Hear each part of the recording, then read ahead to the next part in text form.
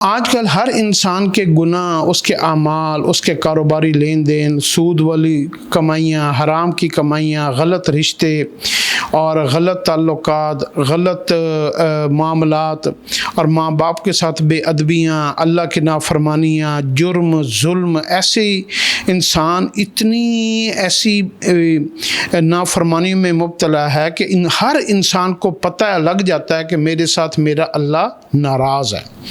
تو آج کے انسان کے اعمال کی وجہ سے انسان خود اپنی زبان سے کہتا ہے کہ میرا اللہ مجھ سے ناراض ہے، اس کو پتہ ہے میرے اعمال کیسے ہیں۔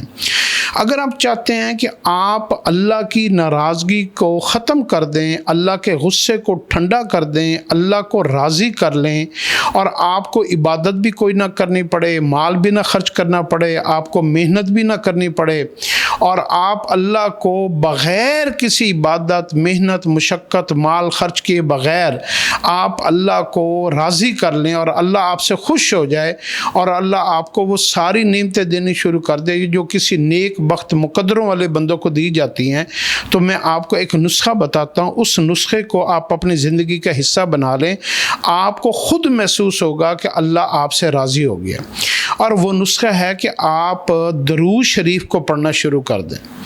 آپ صلی اللہ علیہ وسلم کے اوپر آپ درود بھیجا کریں۔ نماز والا درود تمام درودوں سے افضل ترین درود ہے۔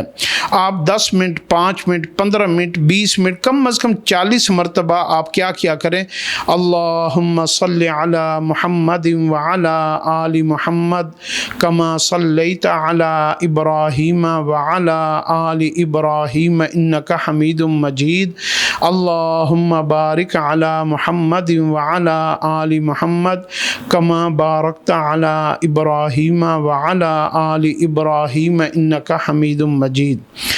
جتنا جلدی اللہ رب العزت کے غصے کو درود شریف ٹھنڈا کرتا ہے نا، اتنا جلدی کوئی نیکی اللہ کے غصے کو ٹھنڈا نہیں کرتی۔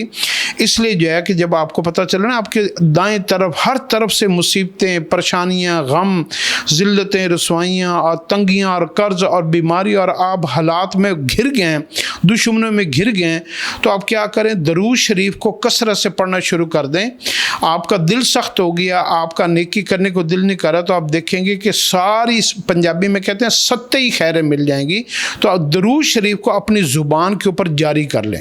اللہ ہمیں اس کے اوپر عمل کی توفیق دے۔